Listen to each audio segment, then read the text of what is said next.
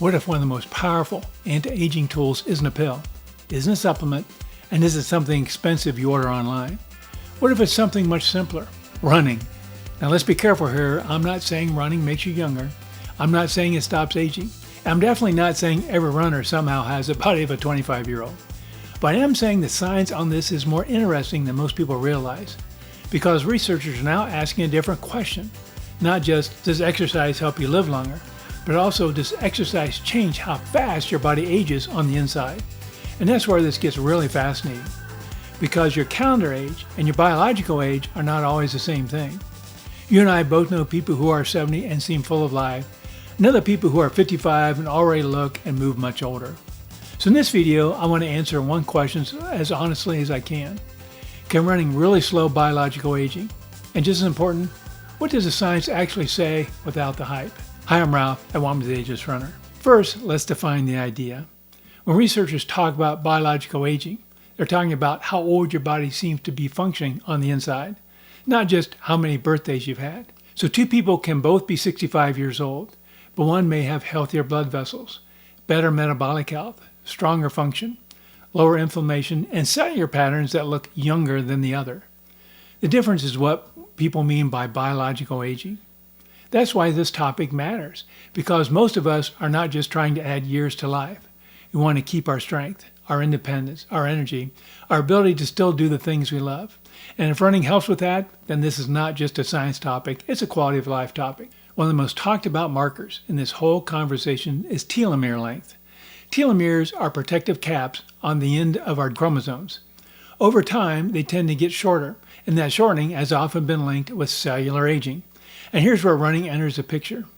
A study using National Health and Nutrition Examination survey data from the CDC looked at over 4,400 U.S. adults and found that people who reported at least 75 minutes per week of jogging or running had longer telomeres than non-runners. The authors estimated that difference was roughly equal to about a 12-year biological age advantage.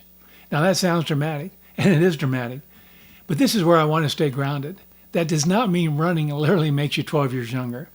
It means that on one marker of biological aging, runners in that study looked better. That's encouraging, but telomeres are only one piece of the puzzle. So the fair takeaway is this: running appears to be associated with a healthier cellular aging profile, but that alone does not settle the whole case. Now this is where the science gets even more interesting. Researchers have developed newer tools that try to estimate how old your body looks biological by examining patterns on your DNA. These are often called epigenetic clocks. That sounds complicated, but here's the simple version. Your DNA is like the instruction manual. Over time, little chemical tags build up on that manual. Those tags affect how genes turn on and off.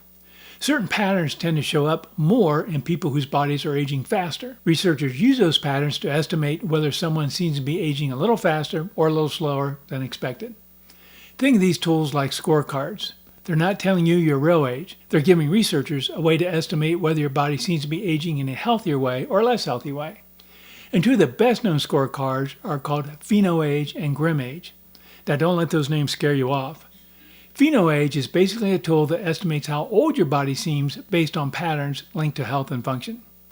GrimAge is a stronger predictor of future health risk and mortality, which is why researchers pay close attention to it. So when a study says physically active people have a younger PhenoAge or GrimAge, what that really means is this: their biology looks like that of someone who is aging more slowly. That's the practical meaning. And stay with me here, because the next part is where the story gets really useful. Because even if terms like telomeres, PhenoAge, and GrimAge are brand new to you, the real question is not whether you remember the vocabulary. The real question is this: does running help your body age better in ways that actually matter to your life? Because the answer there is where this gets very encouraging. Several newer studies point in that direction. In the Rhineland study, researchers found that higher physical activity was associated with slower epigenetic aging. They suggested some of that relationship may be explained by healthier immune function and lower cardiovascular risk. A 2024 Japanese study found something similar. Using accelerometer-based activity data, the researchers reported that more physical activity and less sedentary time were linked with slower acceleration of PhenoAge and GrimAge. That matters because it points in the same direction as the older exercise and health research. Move more, sit less, and your body tends to show signs of aging more favorably.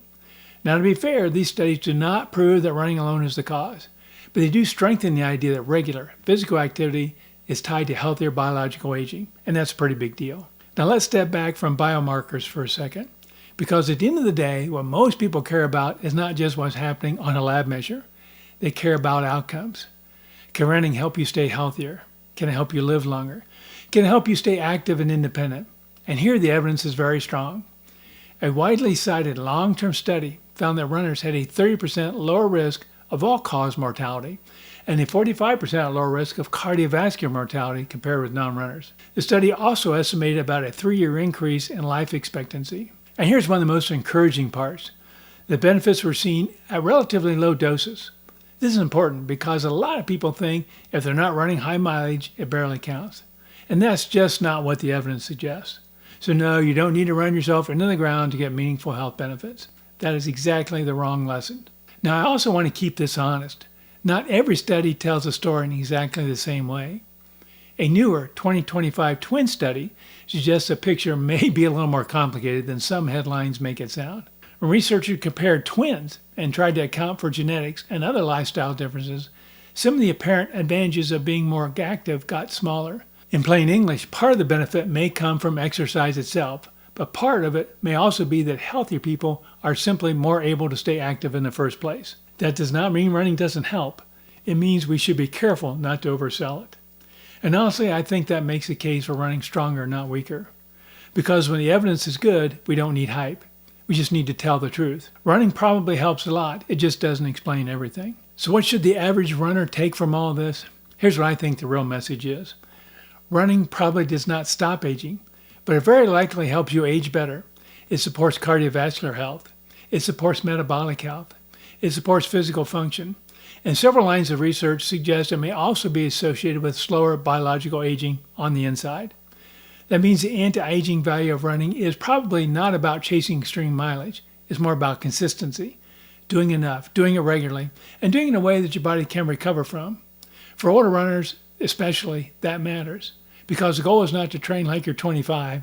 The goal is to still be running, still moving well, and still enjoying life years from now. That may mean easy runs. That may mean run-walk intervals. That may mean strength training alongside running. And that may mean backing off the more is always better mindset. And frankly, I think that's good news. Because it means this is not about punishment. It's about building a lifestyle your body can keep benefiting from for a very long time.